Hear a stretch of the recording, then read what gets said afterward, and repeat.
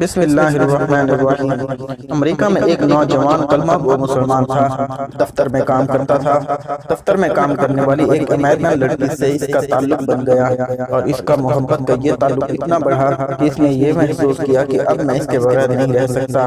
چنانچہ اس نے والدین کو پیغام بھیجا کہ میں اس سے شادی کرنا چاہتا ہوں۔ اس کے والدین نے کہا کہ ہماری کنڈیشن ہے کہ ہم عیسائی ہیں، آپ کو اپنا دین چھوڑ کر عیسائی بننا پڑے گا، والدین سے قطع تعلق کرنا پڑے گا، آپ اپنے ملک واپس نہیں جایا کریں گے، جس معاشرے میں آپ رہتے ہیں اس سے بالکل آپ ملا ہی نہیں کریں گے۔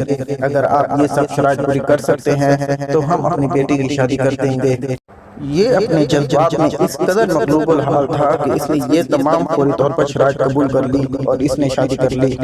مسلمان بڑے پریشان، کبھی کبھی وہ اس کو تلاش کرنے کی کوشش کرتے مگر یہ ان سے ملنے سے بھی گھبراتا، کبھی کہیں کسی کو دیکھ لیتا تھا تو دور کترا جاتا تھا۔ لوگ بالآخر تھک گئے، کسی نے کہا کہ اس کے دل پر مہر لگ گئی ہے، کسی نے کہا کہ یہ مرتد ہو گیا، کسی نے کہا کہ اس نے جہنم خرید لی، کسی نے کہا کہ اس نے بہت بڑا مہنگا سودا خریدا۔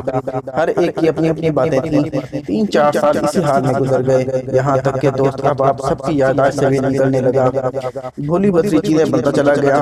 ایک دن امام صاحب نے فجر کی نماز کے لیے جب دروازہ کھولا تو دیکھا کہ یہ نوجوان آیا۔ اس نے وضو کیا اور مسجد میں نماز کے صف میں بیٹھ گیا۔ امام صاحب بڑے حیران ہوئے، ان کے لیے تو یہ چیز بالکل عجیب تھی۔ نماز پڑھائی اور اس کے بعد اس سے سلام کیا، پھر اس کو لے کر اپنے حجرے میں گئے اور پوچھا کہ آج بڑی مدت کے بعد آپ کی زیارت نصیب ہوئی۔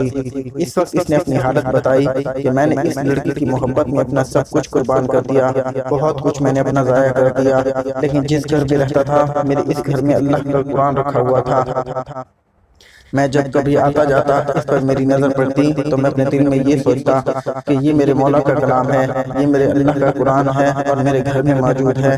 میں اپنے نفس کو ملامت کرتا، اعمال تو میرے برے تھے لیکن دل میں مجھے کہا کرتا تھا کہ نہیں، جس کا میں نے کلمہ پڑھا ہے اس سے محبت ضرور کرتا ہوں، اس کی نشانی میں نے اپنے گھر میں ضرور رکھی ہوئی ہے۔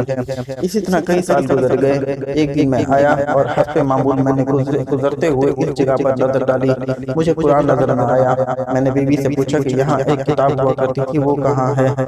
اس نے کہا غیر ضروری چیزوں کو میں نے پھینک دیا ہے۔ میں نے پوچھا اس کتاب کو بھی؟ اس نے کہا ہاں۔ میں وہاں سے واپس گیا اور کوڑے میں اس کتاب کو اٹھا کر لے آیا۔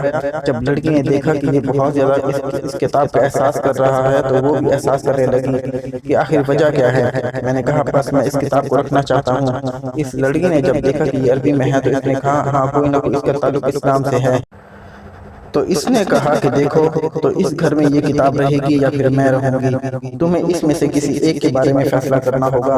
وہ کہنے لگا کہ جب اس لڑکی نے یہ کہا تو میرے لیے یہ زندگی کا عجیب وقت تھا۔ میں نے اپنے دل سے پوچھا کہ تو نے اپنی خواہشات کی تکمیل کے لیے وہ کچھ کر لیا جو تجھے نہیں کرنا چاہیے تھا۔ آج تیرا رشتہ پروردگار سے ہمیشہ کے لیے ٹوٹ جائے گا، اب تو فیصلہ کر لے، اب تو اس کے ساتھ رہنا چاہتا ہے یا اس کے پروردگار کو چاہتا ہے؟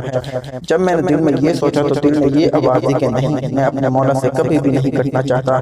میں نے لڑکی کو طلاق دی اور دوبارہ کلمہ پڑھا اور اب میں ہمیشہ کے لیے پکا مسلمان بن چکا ہوں۔